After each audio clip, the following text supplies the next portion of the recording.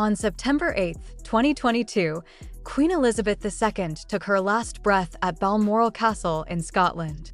And in that single moment, before the world had even processed what had happened, a chain reaction fired off across the British royal family that most people completely missed. Charles became king. That part the world knew. But something else happened in that same instant. Something that barely made the headlines at the time, but whose consequences are still playing out today in ways that nobody inside the palace fully anticipated. Prince William, 40 years old, became the Duke of Cornwall. It was automatic by law. The second his father became king, William became the sole owner of one of the oldest and most powerful private estates on earth. And what he has done with that estate since that moment, quietly, methodically, without a single dramatic announcement, has sent a message through Camilla's world that she is only now beginning to fully understand. Tonight we are telling the full verified story of William's duchy, the decision that removed Camilla's sister from the royal payroll, the extraordinary property moves that have reshaped the Queen's private life, and what all of it means for the woman who waited 30 years to become queen and is now navigating a future that belongs entirely to the man she helped shape. This is not tabloid drama. Every single fact in tonight's investigation is documented, sourced, and confirmed. This is Royal Report Daily. And tonight, the numbers tell the story. Welcome to Royal Report Daily, your #1 destination for real royal news, verified investigations, and the stories the palace doesn't want you to find. I'm your host, and if you are new here, subscribe right now and hit that notification bell, because what we cover on this channel, you will not find anywhere else. Every single week, we go deeper, we go further, and we go to places the mainstream media is too afraid to touch. Tonight is one of those nights. Let's get into it. Let us start with the scale of what landed in William's hands on September 8, 2022. Because most people have no idea how significant the Duchy of Cornwall actually is. The Duchy of Cornwall is a private estate worth over $1 billion. It covers 135,000 acres of land spread across 23 counties in England and Wales. It includes almost the entire Isles of Scilly, a group of beautiful islands sitting off the coast of Cornwall. It includes half of Dartmoor and Devon. Ancient farms, historic castles, tenant properties, holiday cottages, commercial investments, and decades of carefully managed financial assets. The estate was created in 1337 by King Edward III specifically for his son, the first Duke of Cornwall. The rule that Edward established has never changed in nearly 700 years. The estate belongs to the monarch's eldest son and heir to the throne. Automatically, unconditionally, without negotiation. By 2025, William was earning $30 million a year from the duchy, income he voluntarily pays tax on even though the law does not require him to. He is now, through that single inheritance, one of the wealthiest private landowners in the entire United Kingdom. And he owns it completely independently of his father, his stepmother, and the crown itself.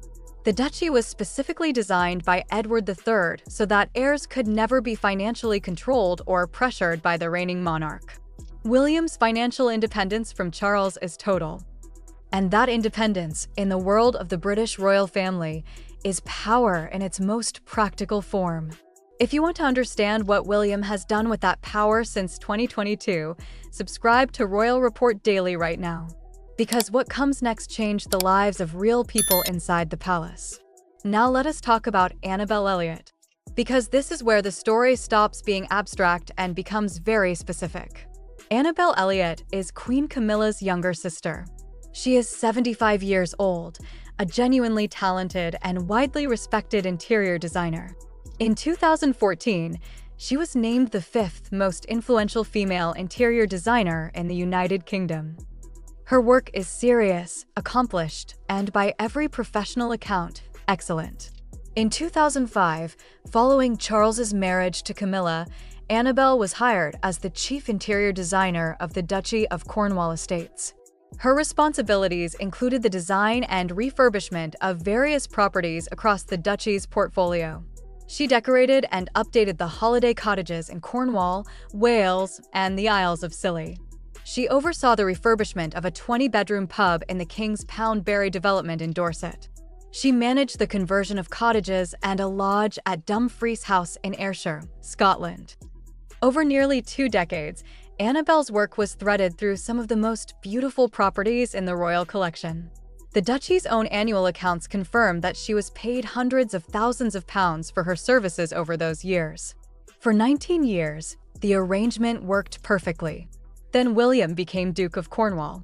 And in the Duchy of Cornwall's integrated annual report published in July 2024, a single line told the story with complete precision.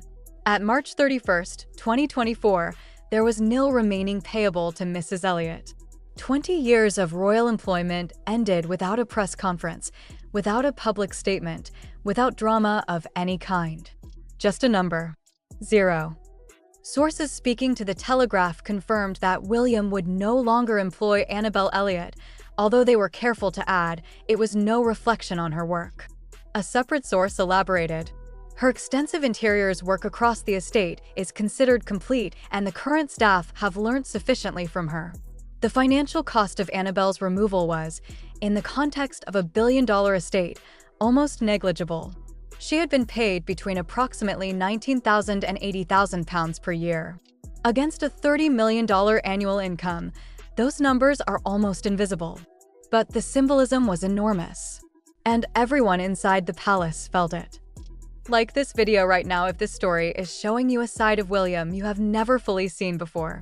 And subscribe to Royal Report Daily, because what comes next is where the picture becomes even more significant. The Annabel Elliot decision was William's most public move. But it was not his only one. Because while Charles had filled the duchy with people from his world, William has been systematically replacing them with people from his. He brought in Harry Aubrey Fletcher and William Van Cutsum, both personal friends and godparents to his children, Prince George and Prince Louis. The message did not need any explanation. Out went the arrangements built around Charles's era. In came William's people. Every position connected to the previous management structure was being quietly reviewed. The royal expert Emmy Griffiths, commenting on the Annabel Elliot situation for media outlets in 2024, described it with careful language. She said that since Prince William had taken over as Duke of Cornwall, he had taken Annabel off the payroll and that this had caused some ripples. She said the decision reflected a shift in management style from Charles to William. A royal source was considerably less careful in their language. This source described William's approach as wanting to cut away the royal hangers-on and reduce the lavish spending his father had built up during his time managing the duchy. Cut away the royal hangers-on. That is the phrase. That is how someone inside the palace described what William thought of arrangements that existed because of family relationships rather than professional merit. And Annabel Elliot's situation, however genuinely talented she was, existed primarily because her sister married the man who owned the estate. When that man was replaced by a different man with different priorities, the arrangement ended. Quietly. Precisely. Finally. Do not go anywhere. Subscribe to Royal Report Daily and turn on notifications, because the next section is about the most significant property story involving Camilla in 2026. And it changes how you understand her future completely. Now let us talk about Ray Mill House. Because this is the most quietly significant development in Camilla's private life in years, and it has barely been reported with the depth it deserves. Ray Mill House is a 6-bedroom country estate in the village of Lacock in Wiltshire. Camilla bought it in 1996 for £850,000 following her divorce from her first husband, Andrew Parker Bowles.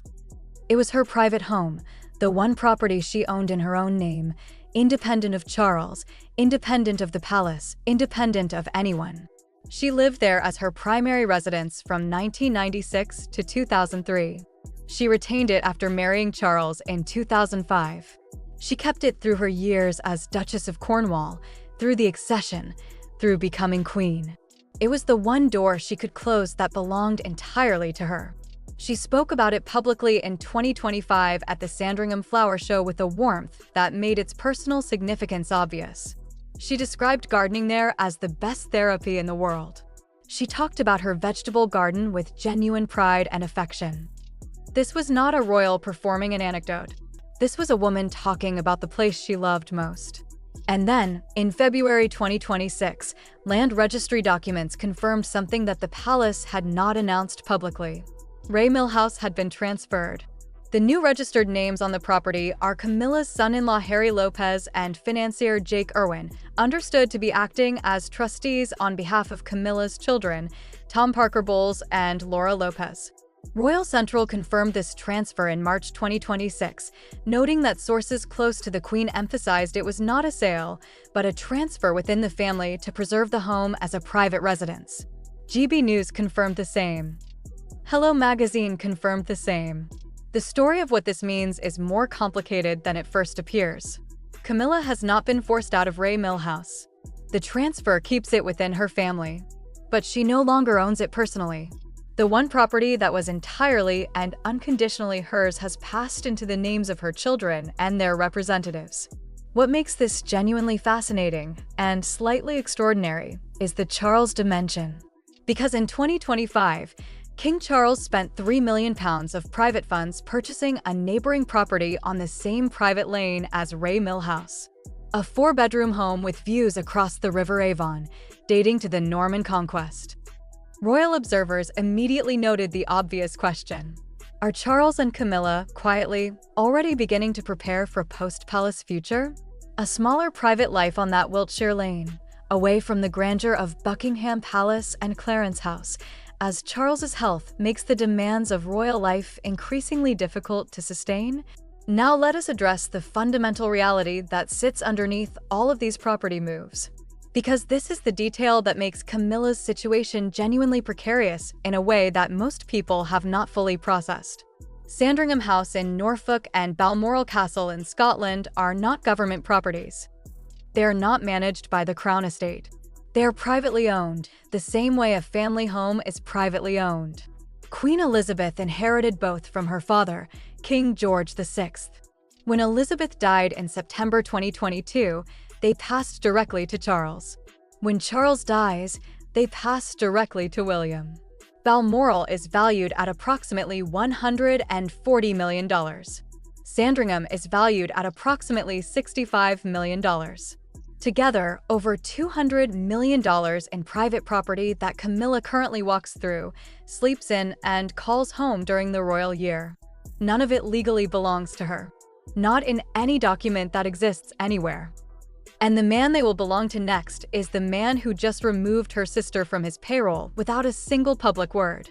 Now, to be completely fair and accurate, there is no evidence that William intends to evict Camilla from anything. Royal protocol makes provision for dowager queens. Clarence House, which William and Catherine will not need as their primary London residence once William is king, they will move to Buckingham Palace, would most likely become Camilla's London home. Queen Mother Elizabeth lived at Clarence House for 50 years after King George VI died. The precedent for accommodating a queen dowager within the royal household is strong and clear. But the difference between having a legal right to a home and being permitted to stay in a home by the goodwill of the next king is a difference that matters. Camilla knows it matters. William's actions since 2022 have made clear that he intends to run the institution his way, on his terms, with his people. And however respectful his treatment of Camilla may ultimately be, the landscape of her future after Charles is gone runs entirely through William's decisions. Let us be completely honest about what we do not know. We do not know the exact nature of the relationship between William and Camilla behind closed doors. Some sources describe genuine tension and deep resentment rooted in Diana's memory. Others describe a functional and respectful working relationship between two people who understand their respective roles. The truth is probably somewhere between those two accounts and is only known to the people inside those rooms. We do not know the precise reasons William chose not to retain Annabel Elliot. The official explanation, her work was considered complete, is plausible and may be entirely true. It may also be, as some royal observers suggest, a signal about the kind of household William intends to run. Both things can be true simultaneously. What we do know is this. In July 2024, the Duchy of Cornwall's official financial documents confirmed that Annabel Elliot was no longer on the payroll. In February 2026, land registry documents confirmed that Ray Millhouse had been transferred from Camilla's personal ownership to family trustees. In 2025, King Charles purchased a neighboring property for £3 million. And in September 2022, a billion-dollar estate passed automatically and permanently from Charles to William. These are facts, documents, numbers in official reports, not tabloid whispers. And together they paint a very clear picture of a power transition that has been happening quietly, methodically, and without drama since the moment Elizabeth took her last breath at Balmoral. Here is what this story is really about. It is not about revenge. It is not about William punishing Camilla for what she did to Diana, however much that history informs his perspective. It is about transition. The British monarchy is moving from Charles's era to William's era.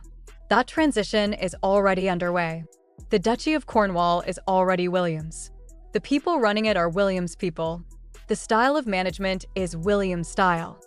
And eventually, when Charles's reign ends, Sandringham and Balmoral and the full weight of the institution will be William's too. Camilla built her position with extraordinary patience and political intelligence over 30 years. She navigated one of the most hostile public environments any person in modern British history has faced. She survived. She arrived. She was crowned. And now she is living in the final chapter of a story whose next pages will be written not by her and not by Charles, but by the man they helped shape. The same man who watched his mother cry. The same man who was 12 years old at Balmoral when the phone call came from Paris.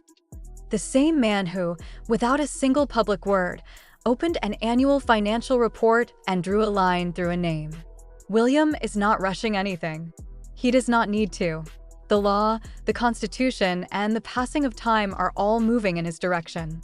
And Camilla, who understands power and patience better than almost anyone, knows exactly what that means. This has been Royal Report Daily. And this story, like all the best stories in royal history, is still being written. That is all for tonight's investigation on Royal Report Daily. If this video made you think, made you feel, or made you see the story differently, hit that like button right now. It takes 1 second and it means everything to this channel. Subscribe if you have not already and turn on notifications because we post new investigations every week and you do not want to miss what is coming next. Share this video with one person who follows the royal story, because the more people who know the real truth, the better. I'm your host. This has been Royal Report Daily. Stay informed, stay royal, and I will see you in the next one. $1 billion. One payroll report. One line that changed everything. Subscribe to Royal Report Daily and be here when the next chapter of William's reign begins.